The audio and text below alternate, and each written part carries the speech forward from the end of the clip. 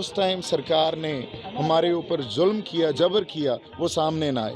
आज 37 साल बाद भी इतिहास अपने आप ये सच बोल रहा है और आप लोगों के सामने वो सब चीज़ें, वो सब घटनाएं और उन सब यू नो जिस तरह इमारत हमारी दरबार साहब की 300 गोलियां लगी, श्री गुरु ग्रंथ साहब घायल हुए, एक वो गोली सुखमनी साहब की एक पन्ने पर जाके रुकी, और जो सब किया, जितनी शहीदियां हुई, जो बेदोषे और बेगुनाह हमारे बच्चों को, हमारी माताओं को और बहनों को, लोगों को मारा गया। So everything is coming forward now. This is what we need to understand. जो सच है, ट्रुथ है, वो कभी नहीं छुपता। अपने आप किसी टाइम एक कलेक्टिव कॉन्शियसनेस देखो कैसे पंजाब में पैदा हो गई है इस चीज़ को लेके।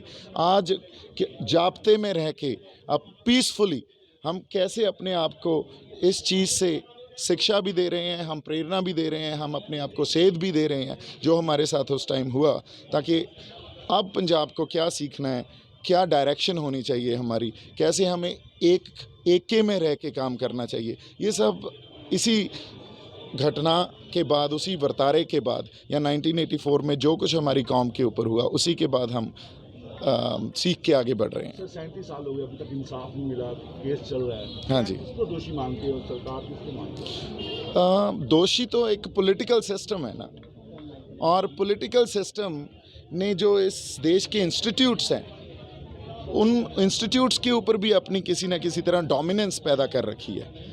इंसाफ लेने जाते हैं तो वो पॉलिटिकल सिस्टम और सरकार कोई भी हो, उस टाइम कांग्रेस थी, आज बीजेपी है, वही काम कर रहे हैं, है ना। सो पॉलिटिकल सिस्टम ही ऐसा बना हुआ है भी आप अपने हक की आवाज़ लगाएं तो सही।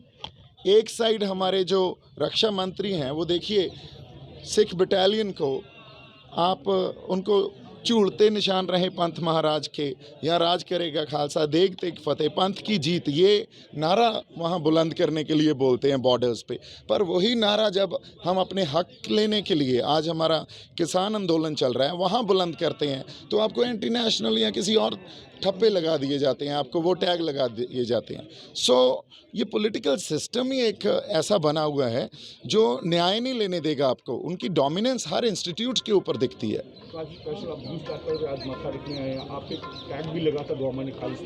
हाँ जी, देखिए बात ये है, मैंने आपको वही बोला ना, आप अपने हक की बात करें, आपको एंटी नेशनल बोलेंगे, आपको देशद्रोही बोलेंगे, आपको खालिस्तानी बोल देंगे।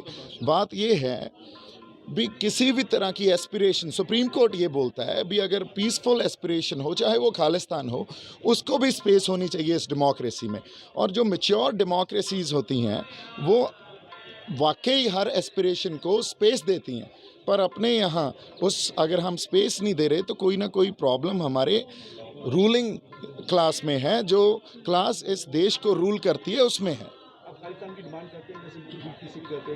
नहीं, मैं फेडरल जो सिस्टम है या फेडरल एक ढांचा है जिसको खुद मुख्तियारी बोलते हैं, जो हमारे राज्य हैं, है ना, हमारे देश के जो सभी राज्य हैं, उनको ज़्यादा उनके अधिकार देने की बात करता हूं, क्योंकि उनके पास अगर प्रॉपर फेडरल सिस्टम नहीं होगा तो वो पॉलिसीज़ मेकिंग में कहीं ना कहीं प्रॉब्लम होती रहेगी, जो कि हो रही है। आज जो कृषि कानून नए बने हैं वो एक्चुअली में स्टेट सब्जेक्ट है, उस स्टेट सब्जेक्ट को सेंट्रल गवर्नमेंट अपने हाथ में लेके बना रही है, तो उसी से तनाव और टकराव पैदा हुआ है ना। सो जब तक हम अपने फेडरल सिस्टम के ऊपर वापस नहीं आएंगे और वो सब अधिकार जो स्टेट्स के पास होने चाहिए उनको नहीं देंगे, तो प्रॉब्लम बड़ी हमारी ग्रेव और सीरियस बनती रहेगी। हाँ जी, देखिए मैं आपको अभी क्लियर कर चुका हूँ। अगर सुप्रीम कोर्ट भी ये बोलता है भी पीसफुल एस्पिरेशन को स्पेस देनी चाहिए, तो पीसफुल एस्पिरेशन को स्पेस दे ना। एक मैच्योर डेमोक्रेसी की यही खासियत होती है। अगर हम इन सब जो एक डेमोक्रेसी के पास एक कैरेक्टरिस्टिक्स होने चाहिए उनको नहीं समझेंगे, तो कहीं ना कहीं प्रॉब्लमैटिक एरियाज बनते जाएंगे अपने आप ही।